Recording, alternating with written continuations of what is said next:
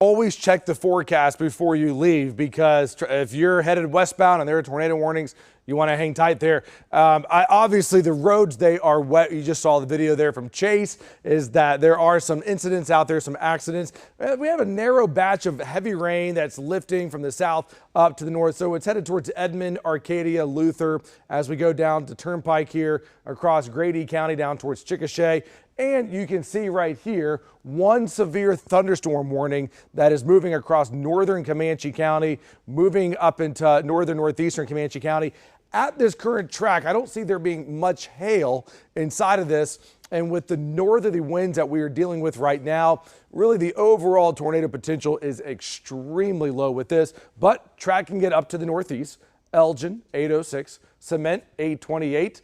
And then we get down towards Chickasha and Ninnekah here right around 845. And so all of these communities right here, this is a pocket of some really heavy rain that we see here moving up to the northeast here. Severe warned. It is the only warning that we have in the state right now, but it is pointing up to the northeast. And so we'll continue to track it as it makes its way up towards OKC. If it were to make it into the metro, it would be at least about another 2 hours at a minimum here. But things are going to start to really kind of change with the storm behavior as these storms begin to line up and going east of the Turnpike, given just the surface conditions and the instability that will be available. Jonathan, keeping a close eye on the risk that will certainly be increasing over the next few hours. Walk us through what you see happening between now and as we go into the early afternoon. Yeah, I still feel like our window, that 10 a.m. to 2 p.m. window is going to be the most significant window. So here's the deal. There's a race between very warm and humid air south of I-44 and as it lifts north into OKC versus how fast this storm can come in. Where those two shake hands, that's when and where we're going to have rotating storms. So let's go over to the forecast here real quick. And number one, still locked in at that time, watching this next wave, 10 a.m. to 2 p.m. That would be our strongest tornado risk. So I have red panels turned on between now and noon for OKC, and I have a high chance of rain. It's not a 100% chance you're getting a rotating storm. It's a 100% chance of measurable rain. By 2 o'clock, that risk should be dropping to the point where I don't really have rain for us into the late afternoon and evening. Now this map may change a little bit. As I said earlier, if that boundary doesn't lift north, it may not make it to OKC. Then we can shave off the northern tier of that tornado risk. I think it's going to be about I-44 and south. So I would displace all that just a little bit to line up to the I-44 corridor. But in that hatched area, once storms get in that warm sector, that's where we would have potential for strong and or long track tornadoes. Also damaging winds, about 60 to 70 with isolated 70 and 80 mile per hour gusts, and some of the stronger updrafts a little bit later this morning into the early afternoon. Ping pong up to isolated golf ball size hail. Again, the window is now north, some heavy storms up north, really watching what's going to come up from the southwest into OKC from 10 a.m.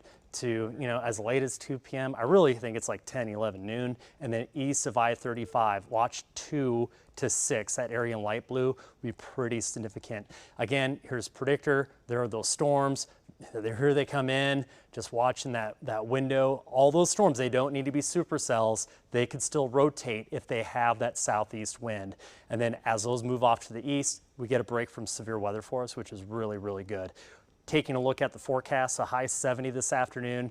We get tomorrow, we're dry for election day. Grab the jacket, you'll need it tomorrow. It'll be a little bit chilly if you have to stand outside in line.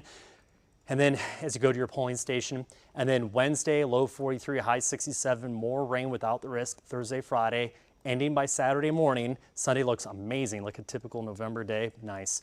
And then next week, we'll stay warm with a south wind and scattered showers and thunderstorms. If I had to pick a day for our next chance of severe weather, it's way out there, nothing to worry about. We haven't put an alert day on there yet, but Damon, next Tuesday would be potentially our next severe weather risk. We'll be watching that again right now. Looking at the radar, though, there's a really big difference between the north side of the metro and the south side of the metro. Just went and checked Edmond. We got a north wind. If that wind shifts to the south, that could really change the risk as we go into the afternoon here.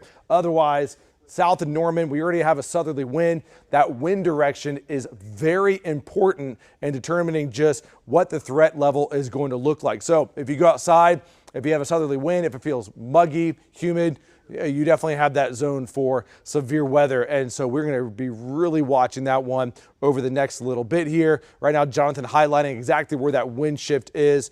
Right now it's Norman and south. We'll see if it can move up to the north. There's a lot of rain out there right now, and we can definitely see it on the radar from Edmond down the turnpike. Severe thunderstorm warning down in southwestern Oklahoma. And if you are getting ready to leave, let's say you were trying to leave the house at 7 o'clock, but we had tornado warnings.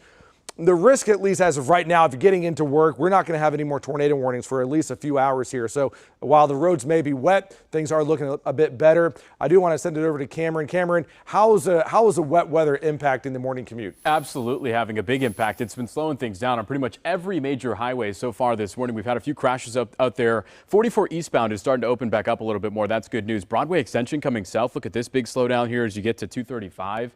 Chase was out there. He had a crash close to 50th that we were watching. Over on 35 coming from Edmond, that's slow. Going north towards Edmond is slow as well. There's some flooding out there from some of the rain over the weekend in both directions. That's close to northeast 50th, so keep that in mind as well. We can hear the rain right now at the station, so certainly be careful for your drive. Northwest Expressway going eastbound, Northwest 63rd, another crash that was reported there. And as we go back down to the south, some of the areas we expect to be slow this time of the morning are slow, more getting past 240, and then over here on 44 eastbound. That's actually better than it has been at 16 miles per hour. Hey, let's check back in with Sky 5 pilot Chase Rutledge up flying this morning, tracking the roads for us as well. Chase, seeing a lot of cars there in your shot near Broadway Extension. How's it looking there?